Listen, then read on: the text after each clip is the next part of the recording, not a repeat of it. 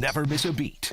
Now back to the show on the Sports Leader. Filling in for Greg Papa is John Dickinson on the Sports Leader.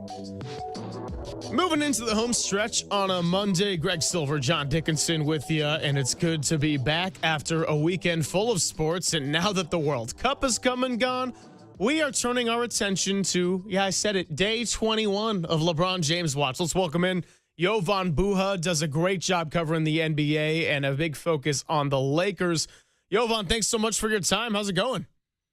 It's going well. Thank you guys for having me. Absolutely. First off, I guess where are you at with this whole process in terms of the Lakers? I made the point earlier. I think the Lakers made it clear that they were also ready to move on from LeBron as much as he might have felt that way himself. Now we're talking about 21 days going on it. Like, do you ever feel like this was the kind of thing where LeBron was truly considering 6 to 8 options, or do you feel like he's just tried to drag this one out and maybe see if teams would be willing to make more moves to make them a more desirable destination?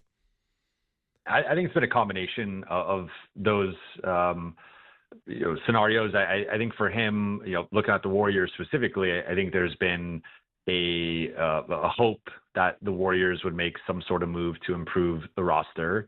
And I think that the clear thing is flipping Jimmy Butler plus picks for Anthony Davis, but maybe Jimmy Butler plus something for a different star as well. But I think he's been trying to see like how the chessboard is going to play out and what moves these teams are going to make. Cleveland's got some stuff that they got to figure out. They're a second apron team right now, and they have to figure out the James Harden contract and how LeBron fits into all of that as well. So I think he's been there's an element of him just not having a decision made, or at least not being publicly ready to come out with the decision. And so I think that's a factor. I'm sure the being courted and having all these teams, I mean, he's pretty much put the league on pause right now, right? Like the Adam Silver came out and said that they can't release the schedule until they have the clarity on opening night and Christmas. We're still a couple of weeks away from the schedule release anyway, so there's some time there. But like they can't even finalize the schedule until they know where LeBron ends up. And then you also have, I think, a bunch of moves right now are being held up with guys like Jonathan Kuminga and different players that just can't sign contracts or finalize things until they know where LeBron is and what their market is. So I think there's a lot of factors that go into why this decision has taken so long, but I think we are going to get a resolution here soon. I think within the next week there will be some sort of decision, but obviously until then we're all on pins and needles. Jovan, how much do you think LeBron is just, hey, this is the best basketball fit versus the most talent versus what's best for my family versus what would maybe be a perfect scenario hypothetically if a team would make one more move? Because that's kind of how we're talking about the Warriors out here, is if they had one more guy, maybe he already would have made the decision to come to the Warriors.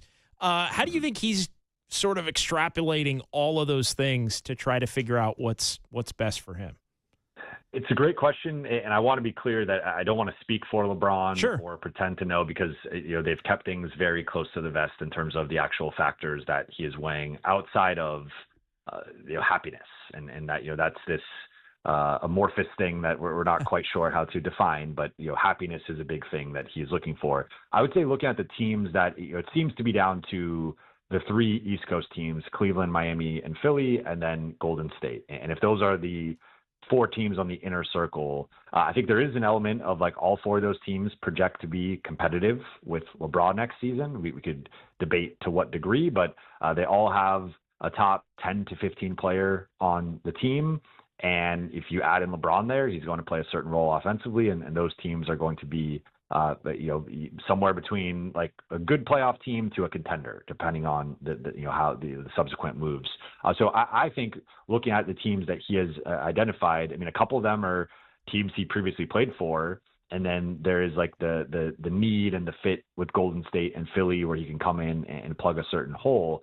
But I also look at just what his role is going to be, and that's why I think there's been some Miami buzz the last few days that has been growing. The sports books have reflected that as well. And the more I've thought about it, I do think Miami kind of makes the most sense if we really walk through the exercise of like, okay, he could go there, be the lead ball handler / playmaker. He's going to have the ball, I think, more than he would in Golden State, more than he would in Philly, more than he would in Cleveland. those teams have multiple playmakers that are going to have the ball to some degree. They could also protect him defensively. But I think it's a combination of where can he compete for a championship and also play a prominent role, because I think it was telling to me as someone who's covered LeBron for the last 6 years that one of the first things he said after they were eliminated was unprompted, like, I've never been a third option before. I've never been a third option at any level in my life. This was the first time I've ever been a third option. So I think there's, maybe he doesn't have to be the first option necessarily, but I think he is going to want to be at least the second option wherever he goes. And Golden State, I think, checks that box, but I think he wants more talent there. Cleveland and Philly, like, it's debatable, him versus Harden and him versus Brown, and like just a lot of people in the mix in terms of who's going to have the ball and whatnot. So I do think that ultimately it's like, where can he compete for a championship, but also where can he still be empowered in a certain role? And I think those are the two things right now that are ultimately going to drive this. Okay, so that's really interesting, and it's going to lead me to where I want to go next, Jovan, which is that LeBron bringing up how he's never been a third option, that's not something that he's used to. That being said, if he came to the Warriors, okay, so it solves the problem of with Jimmy Butler out to start the year, he's definitely a number 2 option. Certainly speaking offensively with Draymond being out there on the floor. But then also the worst part of the Warriors in his case is that he doesn't really get to coast during the regular season. So how do you think he sees the balance between the two, where he gets to be one of the primary options and a key part of the team, but maybe not be relied on to be playing 65-plus games just to drag a team into the postseason? It's a really good question. I mean, if you talk to LeBron, he'll say he doesn't believe in load management or taking games or stretches off during games or whatnot. But I think clearly the last few years, like, he has paced himself, I would say more so on the defensive side, where the defensive energy, activity, focus, engagement, that has fluctuated game to game as someone who has watched and covered every single game of those last few years. So it's like, I think that's the area where when it's a really big game, or especially come playoff time, you will see LeBron lock in and go to a different gear on that end.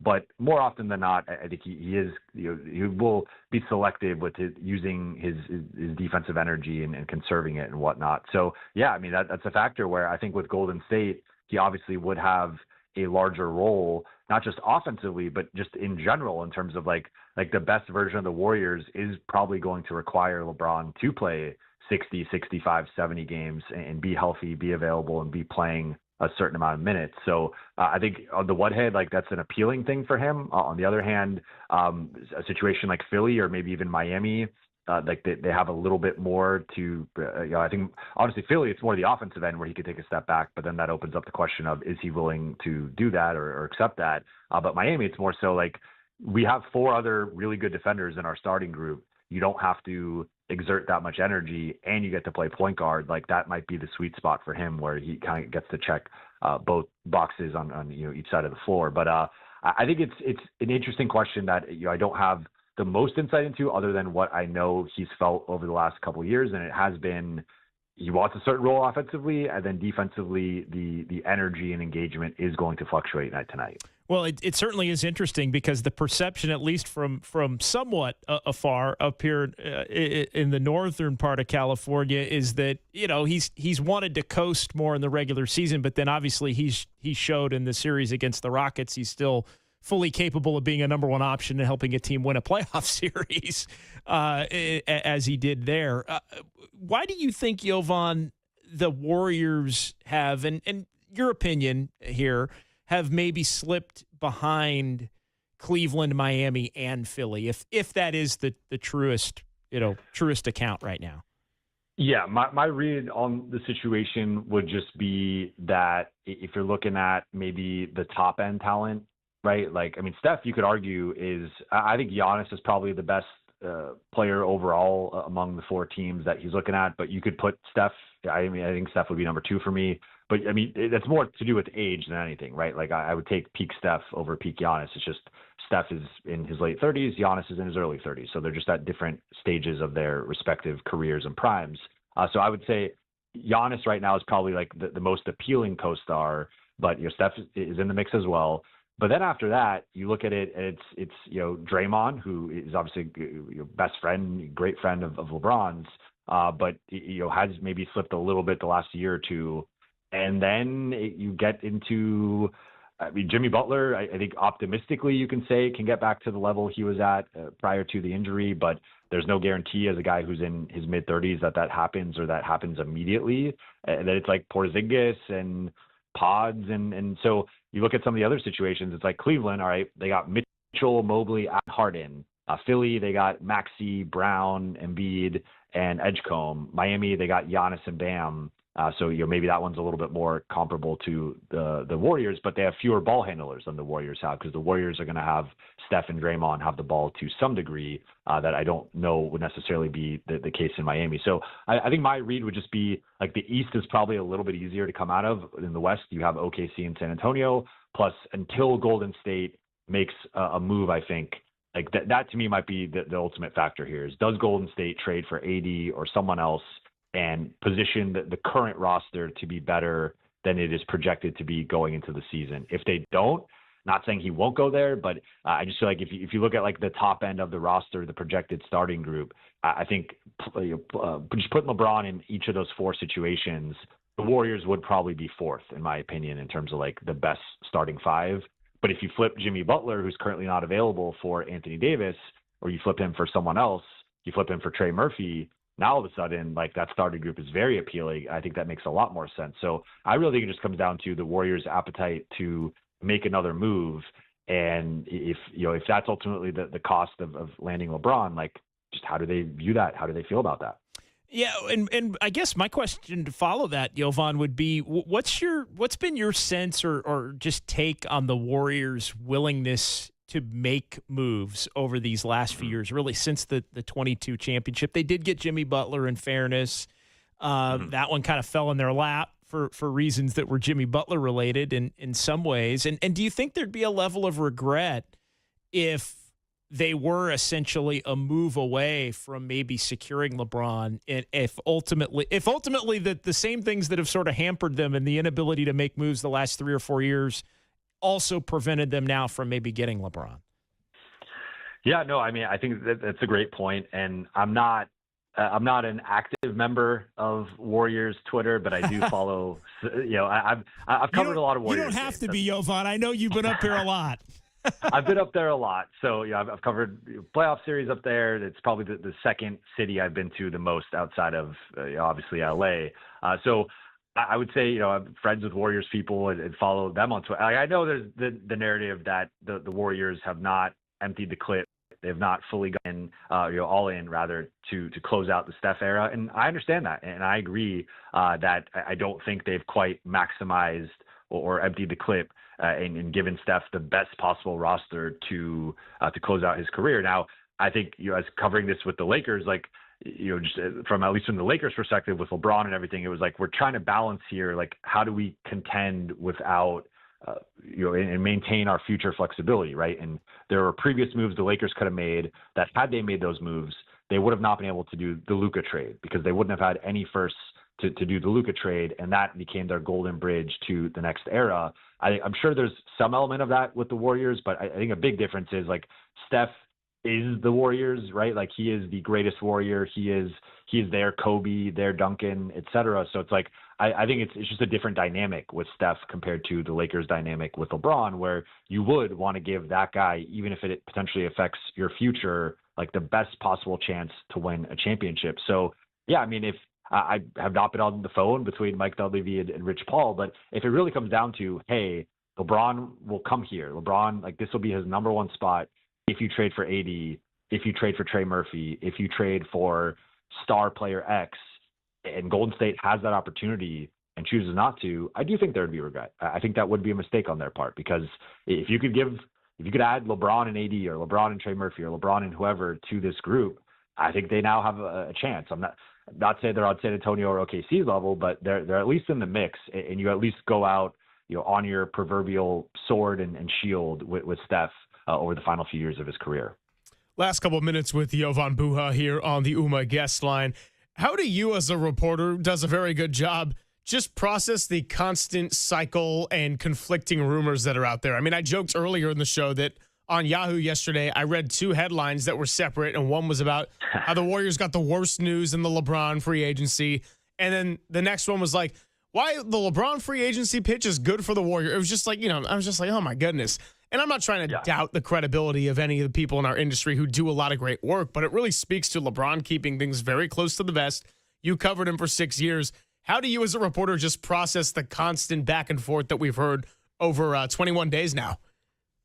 It's a lot. It's been a lot to process, and there has been plenty of conflicting stuff in just what he's looking for, what he wants, and so I think there's definitely some reputable reporters who I weigh what they say more than others. I also think Rich Paul has an outlet now where he's podcasting and showing us whiteboards of what he thinks about each team and whatnot. I think you got to take some of that at face value of just there could be some misdirection there with some of that, but I also think there's some honesty and candidness within some of what he's breaking down and how they view that situation. So I think it's trying to not take any single report or any single piece of information as gospel, and more so trying to step back and read the big board and read the tea leaves, so to speak. And that's where, to me, I have